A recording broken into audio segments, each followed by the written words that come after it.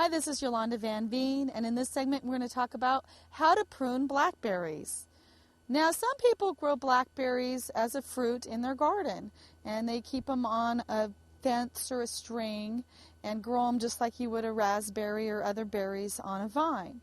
And you would just grow them along the vine or along the fence and just trim them back every year and direct them, any of the shoots, onto the fence, and they'll grow beautiful berries every year. Well, we live in the Northwest, and blackberries are a huge invasive weed here. And on our property, we have probably a half an acre or more in the back that's just covered with blackberries.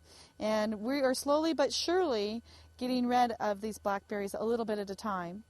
But whether you're growing in your garden or they're an invasive weed in your garden, there's a few rules that you can follow on pruning them.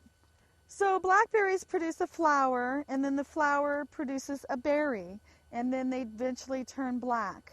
And those are blackberries, and they taste so good, and the deer love them as well. And as you're pruning them back, if you were in your garden, you want to direct all the wild branches back onto your fence or wherever you're growing them. But in our situation, we are just hacking and hacking and hacking, and it seems that the more you cut out, the more they grow. And so the key, too, is like other plants, if you are, cut them to where a leaf meets, and that way they'll fill out a lot more. So when you're pruning back your blackberries, you've got to realize every little piece of blackberry vine, if it touches the ground in any way, will root itself that quickly and start new roots. And if you look really closely, they have little pink eyes, and that's where it'll grow a new stem. And it's amazing. They will take over an entire area if you let them within a couple years. So the key is to cut them back as much as you can. So the only way to get rid of blackberries is to chop and chop and chop and chop until you get down to the ground. And when you get to the main plant in the ground, you pull them up. There's really no other way to do it. And even chemicals in the long run don't seem to work very well.